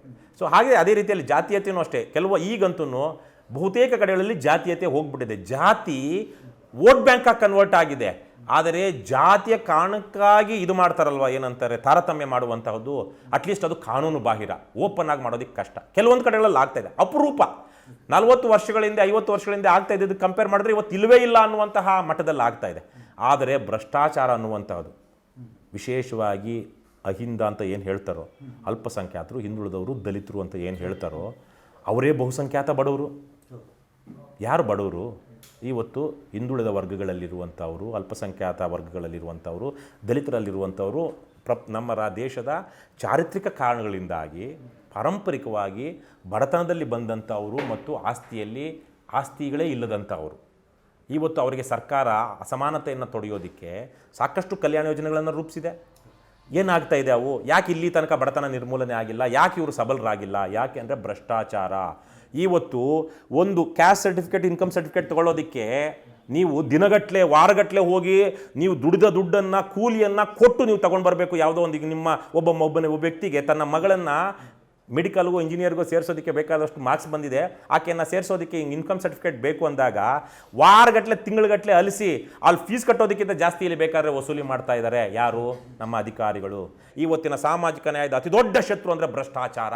ಇದು ಪ್ರತಿ ದಿವಸವೂ ತಿನ್ನುವಂತಹದ್ದು. ನೀವು ನಾನು ಸಾಮಾನ್ಯವಾಗಿ 3-4 ಕಡೆಗಳಲ್ಲಿ ನೀವು ನೋಡಿ ರಾಜ್ಯದ ಜನರ ಬವಣೆಯನ್ನು, ಒಂದು ಸರ್ಕಾರಿ ಯಾವುದೋ ತಹಸೀಲ್ದಾರ್ ಕಚೇರಿ ಹತ್ರ ಹೋಗಿ ಯಾವುದೋ ಹಳೆ ಕವರ್ ಹಿಡ್ಕೊಂಡು, ಹಳೆ ದಾಖಲೆಗಳನ್ನ ಹಿಡ್ಕೊಂಡು ರೈತನಾದಂಥ ಅವನು ಕಾಲು ನೋಡಿದ್ರೆ ಕೋಳಿ ಕಾಲಿದ್ದ ಹಾಗಿರುತ್ತೆ. ಭ್ರಷ್ಟಾಚಾರ ನಿರ್ಮೂಲನೆ ಆದಾಗ ಜನ ಒಂದಷ್ಟು ಸ್ವತಂತ್ರವಾಗ್ತಾರೆ, ವೈಚಾರಿಕ ಸ್ವಾತಂತ್ರ್ಯವನ್ನು ಪಡಿತಾರೆ, ಯೋಚನೆ ಮಾಡೋದಕ್ಕೆ ಶುರು ಮಾಡ್ತಾರೆ. ಇವತ್ತು ಅವರ ಜೀವನ ಸರಿ ಇಲ್ಲದ ಕಾರಣಕ್ಕಾಗಿ, ಬೇರೆ ಜಾತಿಯವನ ಕಾರಣಕ್ಕಾಗಿ ನಾನು ಇವತ್ತು ಬಡವನಾಗಿದ್ದೀನಿ, ಬೇರೆ ಕೋಮಿನವನ ಕಾರಣಕ್ಕಾಗಿ ಇವತ್ತು ನನಗೆ ತೊಂದರೆ ಆಗ್ತಾ ಇದೆ ಅನ್ನುವಂತಹ ಒಂದು ವಿಷವನ್ನು ತುಂಬಿಸ್ಕೊಳ್ತಾ ಇದ್ದಾರೆ. ಇವರನ್ನು ಬಡತನದಲ್ಲಿ, ಅಸಹಾಯಕತೆಯಲ್ಲಿ, ಒಂದು ರೀತಿಯಲ್ಲಿ ನಿರಾಶಾವಾದದಲ್ಲಿಟ್ಟು ಜಾತೀಯತೆ ಮತ್ತು ಕೋಮುವಾದವನ್ನು ಪೋಷಿಸಲಾಗ್ತಾ ಇದೆ. ಅದರಾಗಿ ಕೆಲವೊಂದಷ್ಟು ಜನ ಪ್ರಗತಿಪರರು ಈ ವಿಚಾರ ಹೇಳೋದನ್ನು ನಾವು ನೋಡಿದ್ದೀವಿ. ಇವರು ಸಾವಿರಾರು ಜನ ಕರ್ನಾಟಕದಲ್ಲಿ ಪ್ರಗತಿಪರರು ಅಂತ ಹೇಳ್ಕೊಳ್ಳುವಂಥವರು ಒಂದು ವೈಯಕ್ತಿಕವಾಗಿ ನೈತಿಕವಾದ ಜೀವನವನ್ನು ಬದುಕಲಾರದಂಥವರು, ಕುಡಿತವನ್ನು, ಲಂಪಟತನವನ್ನು, ಇನ್ಯಾವುದೋ ವಿಚಾರವನ್ನು ಆದರ್ಶವಾಗಿ ತೋರಿಸಿದಂತಹ ನೂರಾರು ಜನ ಇವತ್ತು ಕರ್ನಾಟಕದಲ್ಲಿದ್ದಾರೆ. ನನಗೆ ಅವ್ರ ಬಗ್ಗೆ ಯಾವುದೇ ಗೌರವ ಇಲ್ಲ. ಅವರು ಇವತ್ತು ಜಾತೀಯತೆ ಬಗ್ಗೆ, ಕೋಮುವಾದದ ಬಗ್ಗೆ ಮಾತನಾಡ್ತಿದ್ದಾರೆ. ಯಾಕೆ ಅವ್ರು ಮಾತಾಡ್ತಿರೋವಾಗ ಅವ್ರ ಹಿಂದೆ ಜನ ಇಲ್ಲ? ಎಷ್ಟು ಜನ ಈ ಜಾತೀಯತೆ ಮತ್ತು ಕೋಮುವಾದದ ಬಗ್ಗೆ ಮಾತನಾಡುವಂಥವರ ಮನೆಯಲ್ಲಿ ಇವತ್ತು ಅವರು ಯಾವುದನ್ನು ವಿರೋಧಿಸ್ತಾ ಇದ್ದಾರೋ ಅವರ ಪಕ್ಷಗಳ ಅಭಿಮಾನಿಗಳು ಮತ್ತು ಅವರ ಪಕ್ಷಕ್ಕೆ ಓಟ್ ಹಾಕುವಂಥ ಹೆಂಡತಿ, ಗಂಡ, ಮಕ್ಕಳಿಲ್ಲ. ಹಾಗಾಗಿ ಇವತ್ತು ನಾವು ಜನರಿಗೆ ಕೊಡಬೇಕಾಗಿರುವಂತಹದ್ದು ಒಂದು ಧೈರ್ಯವನ್ನು, ಒಂದು ಸ್ಫೂರ್ತಿಯನ್ನು, ಒಂದು ಆಶಾವಾದವನ್ನು ಅದು ಕೊಡಬೇಕು ಅನ್ನುವಾಗಿದೆ. ಇಲ್ಲಿ ಭ್ರಷ್ಟಾಚಾರ ತೊಲಗಬೇಕು, ಜನರು ಆರ್ಥಿಕವಾಗಿ ಮತ್ತು ನೈತಿಕವಾಗಿ ಸಬಲರಾಗಬೇಕು. ಆಗ ಮಾತ್ರ ನಾವು ಆ ಜಾತೀಯತೆ ಮತ್ತು ಕೋಮುವಾದವನ್ನು ಹೊಡೆಯೋದಕ್ಕಾಗುತ್ತೆ. ಬಟ್ ಈಗ ತಳಮಟ್ಟದಲ್ಲಿ ಜನರಿಗೆ ಭ್ರಷ್ಟಾಚಾರ ಜೊತೆಗೆ ಇದು ಕೂಡ ಅಷ್ಟೇ ತಡ್ತಾ ಇದೆಯಲ್ಲ, ಒಂದು ರೀತಿಯ ಭಯದ ವಾತಾವರಣ.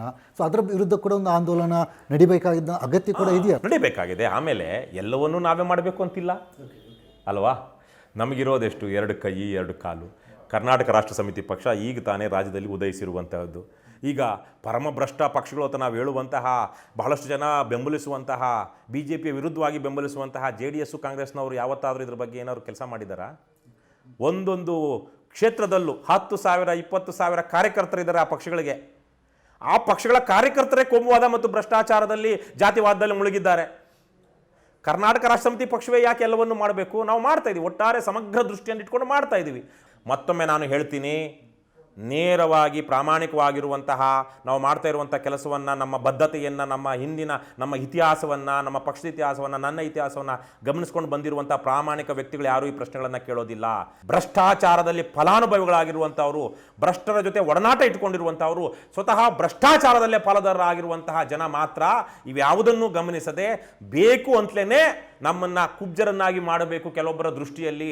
ಅವ್ರಿಗೆ ನಮ್ಮ ಜೊತೆಗೆ ಬಂದು ನಿಂತ್ಕೊಳ್ಳೋದಕ್ಕಾಗೋದಿಲ್ಲ, ನಮ್ಮನ್ನು ಬೆಂಬಲಿಸೋದಕ್ಕಾಗೋದಿಲ್ಲ. ಅದೇ ಹೋಗಿ JDS ಕಾಂಗ್ರೆಸ್ ಅಥವಾ BJP ಪರಮಭ್ರಷ್ಟರ ಜೊತೆ ಹೋಗಿ ನಿಂತ್ಕೊಂಡು ಏನು ಪುಡಗಟ್ಲೆ ಬೇಕಾದ್ರೆ ಫೇಸ್ಬುಕ್ಕಲ್ಲಿ ಹೊಗಳ್ತಾರೆ, ಫೇಸ್ಬುಕ್ಕಲ್ಲಿ ಲೈವ್ ಬರ್ತಾರೆ, ಹೊಗಳ್ತಾರೆ, ಕ್ಯಾಂಪೇನ್ ಮಾಡ್ತಾರೆ. ನೀವು ಒಂದು ಮಾತನ್ನು ಉಲ್ಲೇಖ ಮಾಡಿದ್ರಿ, ಜನ ಬೆಂಬಲ ಭಾಳ ಅಗತ್ಯ ಇದೆ ಅಂತ. ಸೊ ತಮ್ಮ ಪಕ್ಷಕ್ಕೆ ಅಥವಾ ತಮ್ಮ ಹೋರಾಟಕ್ಕೆ ಯಾವ ರೀತಿಯ ಜನ ಬೆಂಬಲ ಸಿಗ್ತಾ ಇದೆ? ಮತ್ತು ಯಾಕಂದರೆ ಚುನಾವಣೆ ಸಂದರ್ಭದಲ್ಲಿ ನೋಡುವಾಗ ಅಂತಿಮವಾಗಿ ಹಣ, ಹೆಂಡ ಇದೇ ಮುಖ್ಯ ಆಗುತ್ತೆ. ಸೊ ಇಲ್ಲಿ ನಿಮ್ಮ ಪಕ್ಷಕ್ಕೆ ಜನರ ಬೆಂಬಲ ಯಾವ ಥರ ಇದೆ? ನಿಮ್ಮ ಹೋರಾಟಕ್ಕೆ ಸ್ಪಂದನೆ ಯಾವ ರೀತಿ ಸಿಗ್ತಾ ಇದೆ? ಹಣ, ಹೆಂಡ ಮುಖ್ಯವಾಗುತ್ತೆ ಅನ್ನುವಂಥ ಪದವನ್ನು ನೀವು ಬಳಸಿದ್ರಿ. ಮುಖ್ಯವಾಗಿತ್ತು ಅನ್ನುವಂತಹದನ್ನು ನಾವಿನ ಮೇಲೆ ಬಳಸ್ತಾ ಹೋಗಬೇಕು. ಮುಂದಿನ ದಿನಗಳಲ್ಲಿ ಬದಲಾವಣೆ ಆಗುತ್ತೆ. ಯಾಕೆ, ಹೇಗೆ ಅಂತ.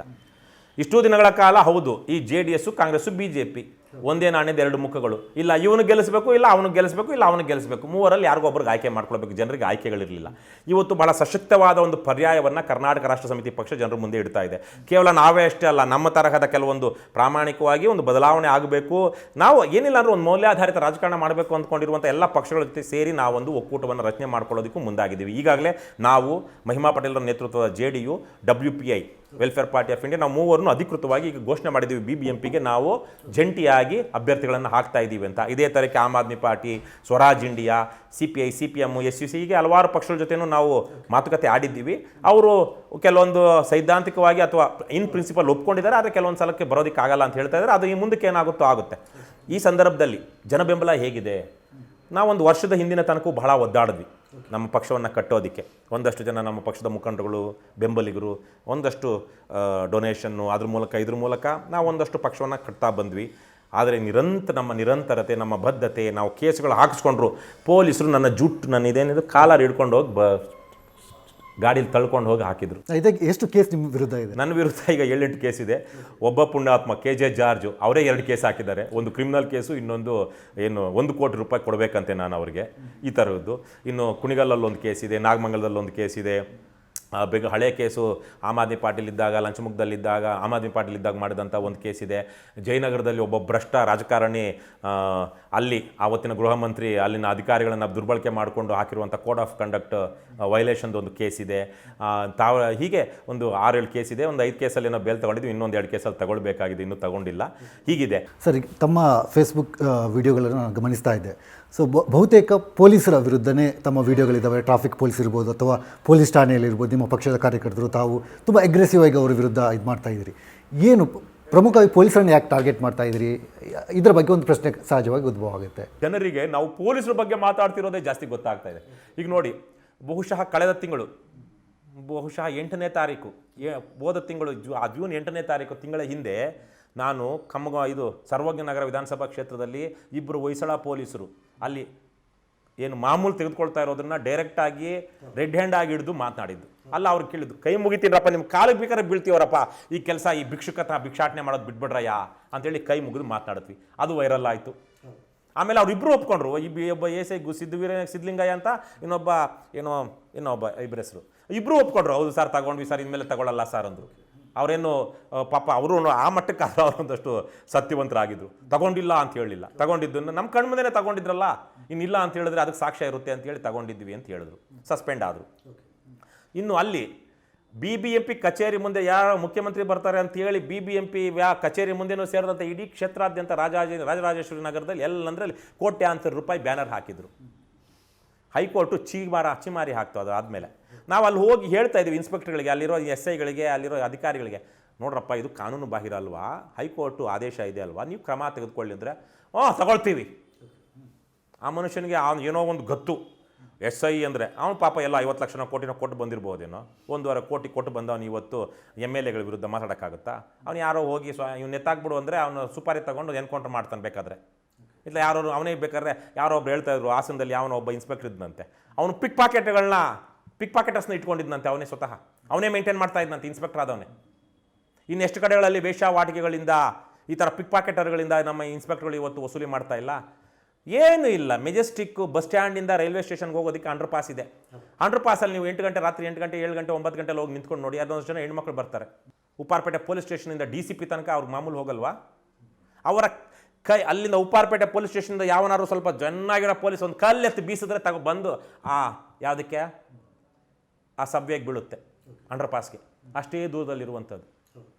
ಅಥವಾ ಕಲ್ಲೆಸೆತದ ದೂರ ಆದ್ರೂ ಕೂಗಳತೆಯ ದೂರ ಅಂತ ಅವ್ರು ಹೇಳ್ಬೋದು. ಅಲ್ಲಿಂದ ಜೋರಾಗಿ ನಂತರ ಗಟ್ಟಿ ವಾಯಿಸಿರುವಂಥ ಕೂಗಿದ್ರೆ ಯಾರೋ ಅಲ್ಲಿ ಅಂದರೆ ಉಪ್ಪಾರಪೇಟೆ ಪೊಲೀಸ್ ಸ್ಟೇಷನಿಂದ ಈ ರೈಲ್ವೆ ಸ್ಟೇಷನ್ ತನಕ ಕೇಳಿಸುತ್ತೆ.